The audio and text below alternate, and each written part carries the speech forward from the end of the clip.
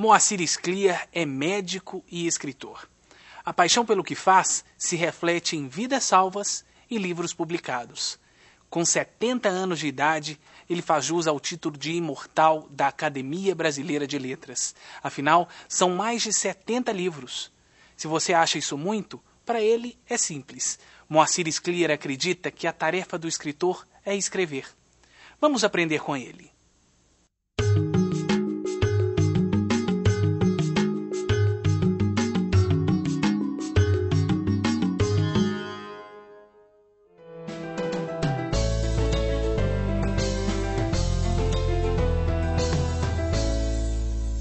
Bom, então eu estou aqui por causa, primeiro porque é Minas, né? Mas também por causa desse livro, né? Ao qual eu dei um título, né? Que aparentemente é muito simples, mas que me deu muito trabalho de colocá-lo na forma definitiva. O trabalho que eu tive foi com sinais gráficos, né? O título do livro é O Texto ou a Vida. Podia ser só O Texto ou a Vida. Mas se eu colocar simplesmente O Texto ou a Vida, né, dessa maneira, não expressaria aquilo que eu queria dizer. O que eu queria dizer necessitava que houvesse uma vírgula, depois de o texto, vírgula, ou 2 pontos, e esses 2 pontos também é importante, a vida, né? Isso reflete essa experiência de 70 anos, né? A experiência que me trouxe desde aquele menino do bairro do Bonfim que escrevia suas historinhas, né, na mesa da cozinha da sua casa humilde, lá em Porto Alegre, até o autor, né, desses livros todos, né? Aliás, as pessoas meio que ficam surpresas, né, com essa quantidade de livros, né? E pergunto como é que eu consegui escrever tanto livro. E é muito simples, eu parto do princípio que o escritor escreve.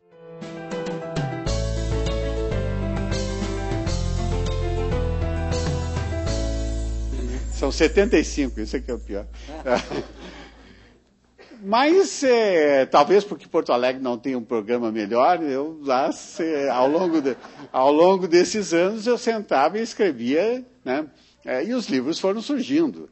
Os livros que eu publiquei, porque muitos outros, né, eu simplesmente joguei fora ou então deletei da memória do computador. Você sabe que a tecla mais literária do computador é a tecla de deletar, né? É a tecla que elimina nossos erros de forma definitiva, né? Mas o que eu quis dizer, né, é que não existe uma oposição entre o texto e a vida. Existe uma continuidade entre o texto e a vida. Isso é uma coisa muito importante. Se não vão encontrar unanimidade entre os escritores a respeito desse fato. Vocês pegam um grande escritor que eu cito constantemente, né, que foi Franz Kafka, né, e que teve aqui em Minas Gerais um êmulo, né, na figura do Murilo Rubião, né. A Kafka, que era um escritor absolutamente notável, né, e tinha muitas restrições ao fato de escrever, né. Não era uma coisa que ele fazia com tranquilidade. Era uma coisa, assim, para ele, muito ambivalente. E ele resumia essa ambivalência numa frase. Ele disse, é um absurdo, ele dizia, trocar a vida pelo escrever. Ou seja, em vez de viver, em vez de namorar, em vez de sair com os amigos, em vez de se divertir, né, ele ficava em casa e escrevia. E ele tinha que ficar em casa e escrever mesmo, né, porque ele era um homem que viveu muito pouco, né, morreu com 40 e poucos anos de tuberculose, e trabalhava como advogado, né, o dia inteiro, numa repartição semi-estatal, de modo que ele só tinha as noites para escrever. Então, escrever para ele muitas vezes significava varar a noite, né? Então, é claro que isso aí representava uma sobrecarga. Mas o pior dessa sobrecarga era o fato assim, de que aquilo, né, para ele era um enigma, muitas vezes um motivo de sofrimento, de que fazia ele se perguntar por que ele tinha escrito aquilo, né? E no seu leito de morte, ele pediu para o seu amigo mais próximo que destruísse os seus originais, que eram o grosso da obra, porque em vida ele publicou muito pouco, né? E o amigo não fez isso, e graças ao fato de que o amigo não obedeceu a esse último desejo, é que nós temos essa obra monumental, que é a obra de Franz Kafka. Mas o Kafka estava enganado, né? Certamente ele estava enganado, né? Não há uma oposição entre o texto e a vida. Na realidade, o texto é uma continuidade da vida, é uma outra forma de viver e, ao menos para alguns escritores, é uma forma exuberante de viver, uma forma gratificante de viver. No meu caso, né, a literatura sempre esteve associada com prazer e emoção, sempre, né? E eu volto atrás no tempo, né? E eu me lembro exatamente desse bairro que foi fundamental, assim, no condicionamento da minha existência e da minha trajetória, que era esse bairro de imigrantes pobres, né? Você sabe que o Rio Grande do Sul recebeu um contingente migratório muito grande, e alemães, italianos, né? Eslavos, e meus pais eram russos, né? Eram judeus russos que vieram para o Rio Grande do Sul, num grupo de umas 500 famílias que foram trazidas para um projeto de colonização agrícola. Esses projetos eram muito frequentes no Rio Grande do Sul. Não deu certo, eles, né, acabaram indo para as cidades. É dessas coisas que faz a gente acreditar no Brasil, né? Porque era a gente que veio de lá, né, para salvar a própria pele, porque eles saíram, né, de uma Rússia dilacerada por conflitos políticos e étnicos, né, em que a vida deles corria perigo. Eles saíram lá, né, para escapar ao que podia ser o extermínio certo, né. Vieram para o Brasil, que era um país do qual eles sabiam muito pouco, né, e o Brasil foi para eles, né, aquilo que o Sérgio Buarque de Holanda chama a visão do paraíso, né. Realmente, assim, eles são uma história de sucesso, né? É uma história comovente, assim, pelo que eles conseguiram, essa gente, né? Com muito esforço, com muito sacrifício, e pelo que eles transmitiram para os filhos, né? Então, quando eu lembro esse bairro, né, a imagem que eu tenho na minha cabeça é de uma aldeia da Rússia, né, encravada no meio de Porto Alegre.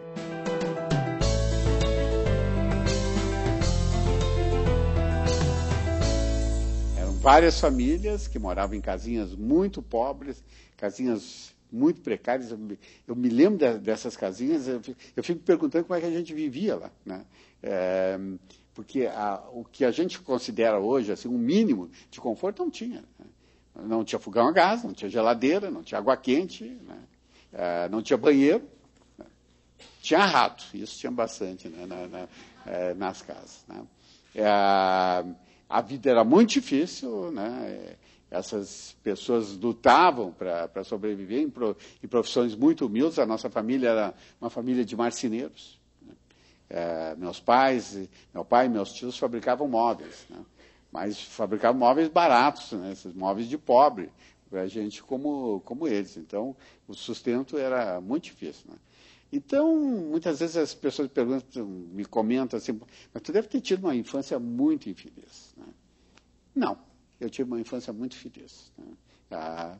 Porque essas pessoas sabiam compensar essas carências, né, com trocas afetivas, né, que eram extremamente importantes.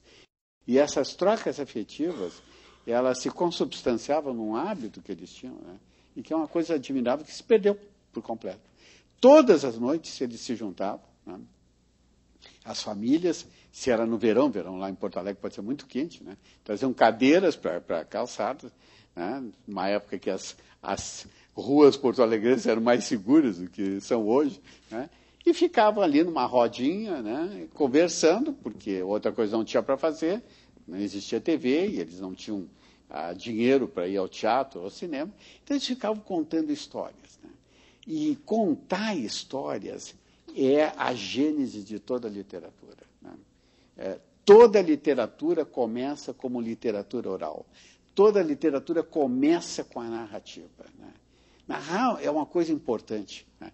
Escutar narrativas e contar narrativas é uma coisa que está no genoma humano. É uma necessidade básica das pessoas, né? Vocês vejam isso, né, na relação entre pais e filhos, né? E todo pai e toda mãe sabe, né, que a maneira assim de convencer a criança a ir para a cama, né, é dizer que vai contar uma história, né? Não tem criança que resista a esse convite, né?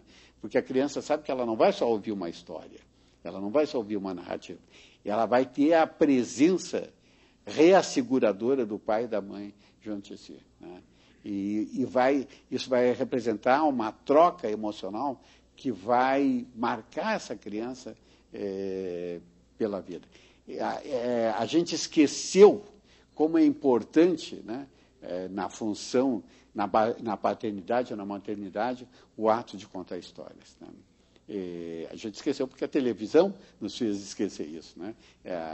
A televisão, que funciona hoje como uma ama eletrônica, ela conta as histórias, né, que os pais deveriam contar, né?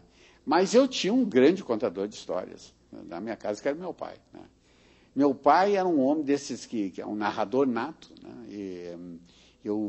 E não só na infância, né? Durante muitos e muitos anos, eu continuei ouvindo as histórias do meu pai. Durante muitos anos, o meu programa, aos domingos, lá em Porto Alegre, era ir num bar, né, que ficava exatamente no bairro do Bonfim, onde meu pai ia de manhã, sentava, né, numa mesa, pedia um café, né, e também tomava chimarrão, mas lá era só café.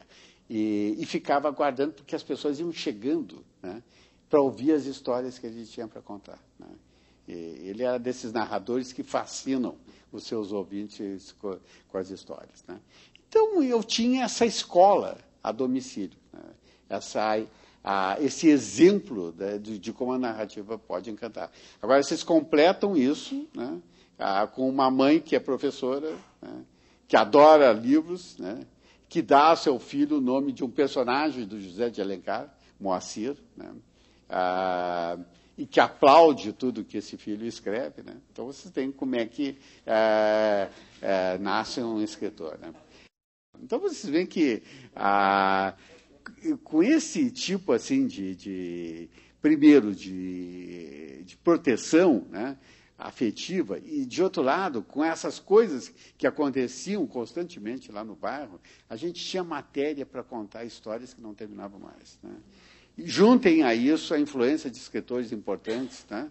Monteiro Lobato, a Érico Veríssimo, a Jorge Amado, que era muito amigo da minha família, e aí vocês vão entender, né, como é que nasce um escritor.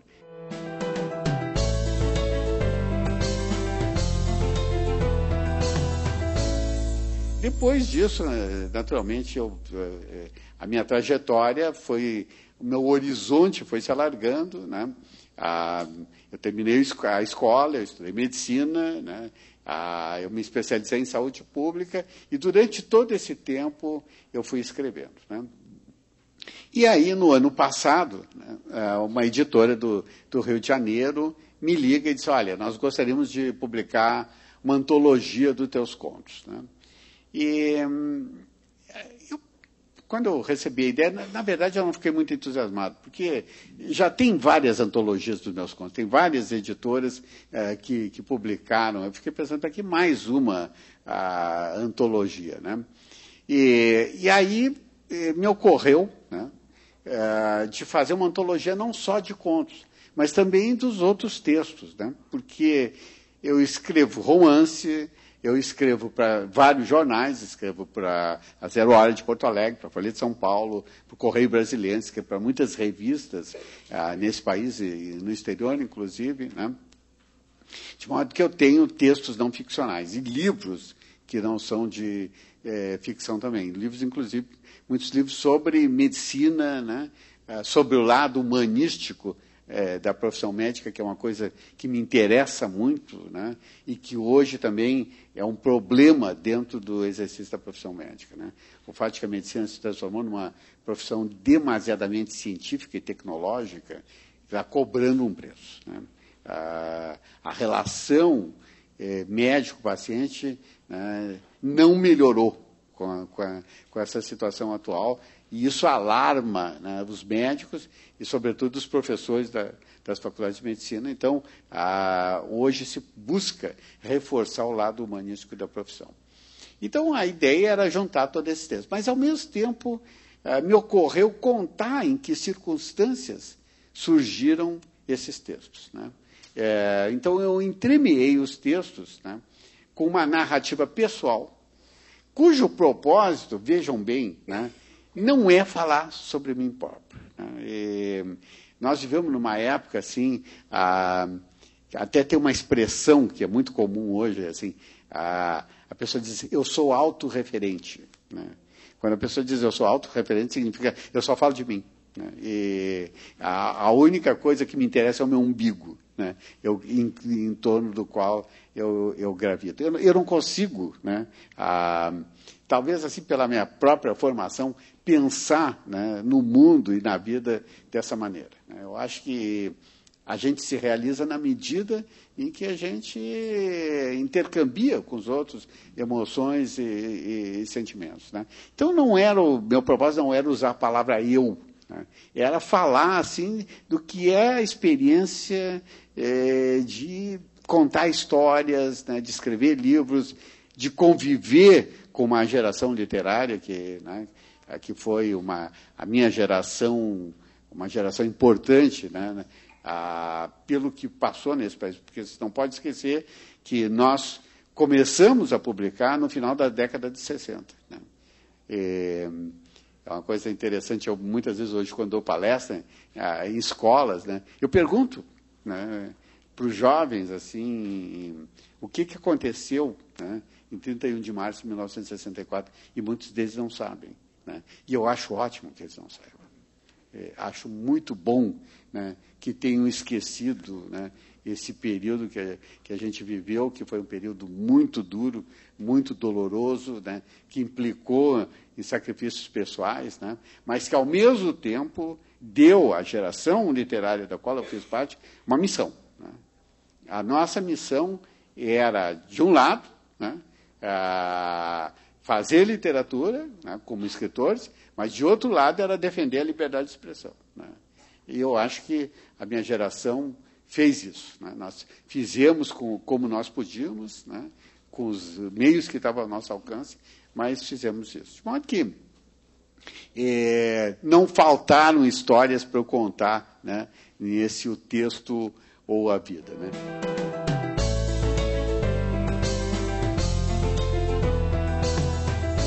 Como é que nasce um escritor, né? Eu acho que tem vários componentes na gênese do escritor. Em primeiro lugar, é o ambiente que ele vive. Não tenho dúvida, né, que há certas circunstâncias que funcionam como incubadora, né, para escritores, para artistas, para várias profissões, né? Quando eu comecei a escrever, eu tinha muitos amigos que escreviam também, né? E eu vi como eles foram, aos poucos, abandonando, né? Porque eles tinham uma frustração atrás da outra, ou a família que desencorajava eles, porque você sabe que ser escritor, né, nesse país não é fácil, né? São muito poucos os escritores que podem viver de literatura. Literatura não é nem considerada uma profissão, né? Quando eu me inscrevo, preencho a ficha no hotel, né, como eu fiz hoje quando cheguei aqui, ali quando tem o espaço reservado para a profissão, eu não boto que eu sou escritor. Eu boto que eu sou médico, né, porque mais de uma vez eu já vi o cara da portaria ler a ficha e me olhar feio, né? Quando eu botava assim, escritor, como se estivesse perguntando assim, que história é essa de escritor? Né? Será que esse cara vai pagar a conta? Será que ele não vai saquear o frigobar e sumir no horizonte, né? Porque realmente esse escritor não convence muito, né? E os pais, né, sobretudo pais de classe média, muitas vezes dizem, olha, meu filho, larga de mão isso, vai fazer uma coisa séria, né? Porque isso aí não vai te dar o pão de cada dia, pode ter certeza. Então, muitos foram desistindo, né? E sufocando aquilo que a gente pode considerar uma vocação. Né?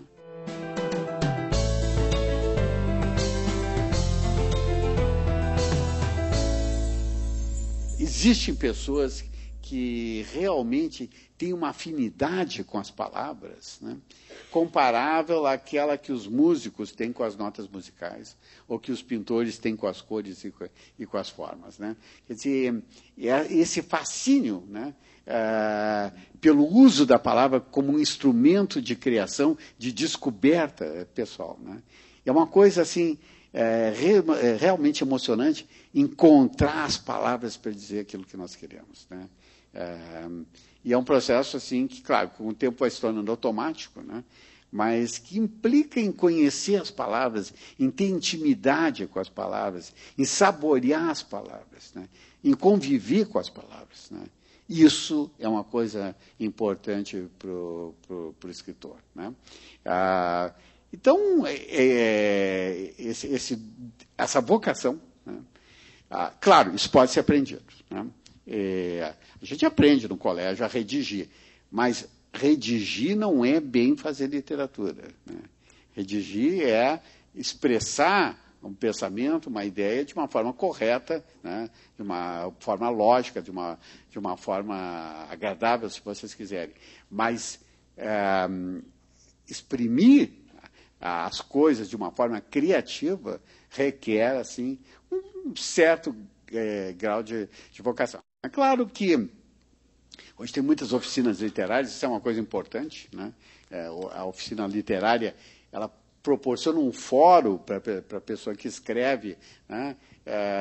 Mostrar o seu trabalho, conviver com outras pessoas que escrevem, ouvir conselhos. Né? Mas todas as pessoas que têm oficina literária, que conduzem oficina literária, vão dizer para vocês, né?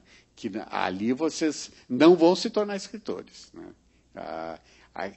A oficina literária não tem a capacidade de transformar em escritor uma pessoa que não é. Né? E isso é uma coisa que a gente tem que aceitar. Aliás, no Rio Grande do Sul, tem um curso de formação de escritores na Universidade do Rio dos Sinos, a Unicinos, né? E houve uma polêmica muito grande. Né? Eu até dei aula nesse curso e eu disse para os alunos, né? Eu não estou aqui para transformar vocês em escritores, eu estou aqui para falar sobre literatura. Né? Se vocês forem escritores, né? Isso vai ser útil para vocês. Né? Se vocês não forem, né? Não adianta o diploma que vocês vão obter aqui. Né? Mas, de qualquer jeito, o curso está lá, provocou uma polêmica em todo o país e está funcionando. Né?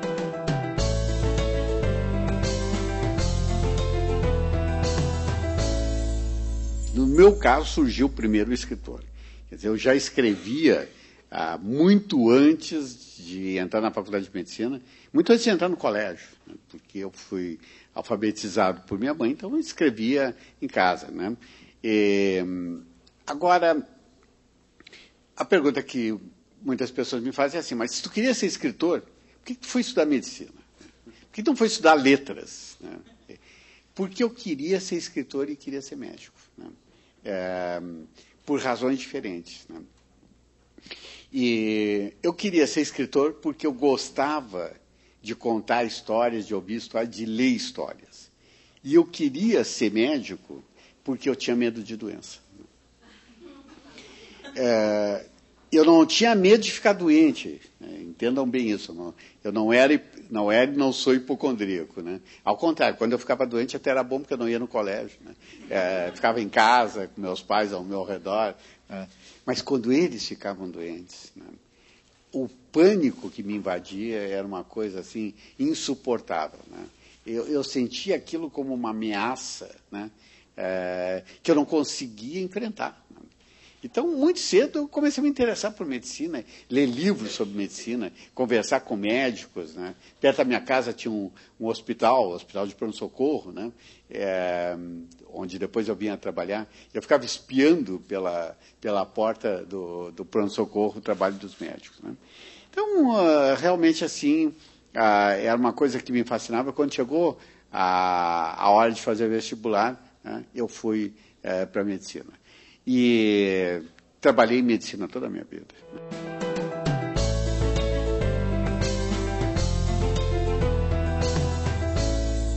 Eu sou um leitor da Bíblia, né? E um leitor contumaz da Bíblia, se vocês quiserem, né? Não sou um leitor religioso da Bíblia, mas eu leio a Bíblia porque é uma coleção de notáveis narrativas, né? Os narradores da Bíblia são absolutamente fantásticos, e as histórias que aparecem ali são paradigmáticas da condição humana, né? E uma coisa que eu volta e meia faço é recriar as histórias da Bíblia, é apresentar uma versão alternativa das histórias da Bíblia. Eu fazia isso nos meus primeiros contos e continuei fazendo, né? Depois, esse livro, A Mulher que Escreveu a Bíblia, né, se baseia numa hipótese levantada por um professor norte-americano, que a Bíblia teria sido escrita por uma mulher, né, o que é uma absoluta importância patriarcal, como era a sociedade hebraica, né, que mulheres fossem escrever um documento dessa importância, né, como foi a Bíblia. Mas eu imaginei uma mulher escrevendo a Bíblia, né, e o resultado foi muito gratificante. No fim, eu estava torcendo por ela, né, nos obstáculos que ela enfrentou. Os vendilhões do templo, né, também fala de um episódio do Novo Testamento. É o episódio em que Jesus, né, expulsa aqueles vendedores que estavam na entrada do templo de Jerusalém, né? E é uma narrativa vista pelo ângulo, pela ótica de um desses vendilhões, né? Mas a coisa importante é a seguinte, né? É que o vendilhão não entende, né, Jesus nem a mensagem de Jesus, tá? Ele é um homem que é um empresário embrião, né? Ele quer desenvolver aquele ramo de comércio que ele tem ali na entrada do templo, e ele não entende como é que alguém pode ser contra isso aí, né?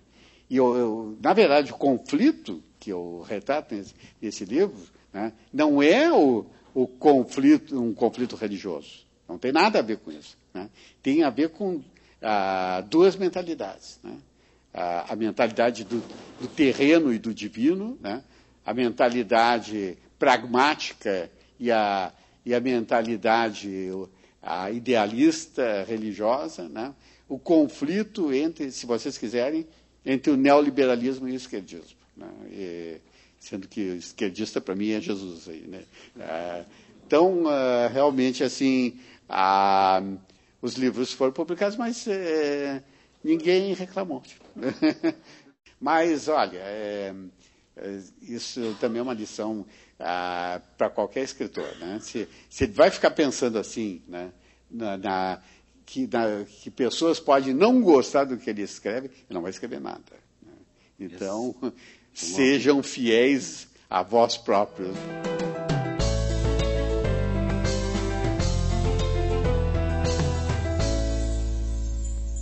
Foram lançados meus primeiros livros em Nova York. Eu tinha... Aconteceu assim, né, de repente, uma circunstância extremamente favorável, que vários livros meus, 9, foram lançados num espaço de 2, 3 anos. Uma coisa, um recorde, né? E eu a toda hora ia para os Estados Unidos, né? E esses livros receberam uma acolhida muito boa, né? Não do público geral. Eu nunca fui um best-seller nos Estados Unidos, né? Mas a crítica recebia muito bem e as universidades e escolas recebiam muito bem. Tá? Então, eu tinha um público universitário muito grande. E aí, uma vez fui lá, né? E o editor disse, olha, amanhã nós vamos fazer uma sessão de autógrafos, né? E eu levei susto, né? Eu disse, como sessão de autógrafos? Ninguém me conhece aqui em Nova York, né? Quem é que vai vir, né? Eu vou ficar lá sozinho, né? E eu fiquei preocupadíssimo, mas tinha que... A outra coisa estranha era o horário, 10 da manhã. Né? Quem é que vai levantar da cama às 10 da manhã para ir... Levanta, mas quem é que vai às 10 da manhã para ir numa sessão de autógrafos? Aí eu fui lá na livraria, né? E aí eu descobri que a sessão de autógrafos não era para pessoas, era para eu autografar os livros, né? Então, o que eles queriam é que eu simplesmente botasse a minha assinatura nos livros e depois podia ir embora. Foi a sessão de autógrafos mais fácil da minha vida. Né? Fácil e rápido. Não esqueci o nome de ninguém, né? Que é um fantasma do autor que está autografando, né? Esquecer o nome da pessoa que está na frente dele e que, às vezes, é uma pessoa muito próxima a ele e que não perdoa.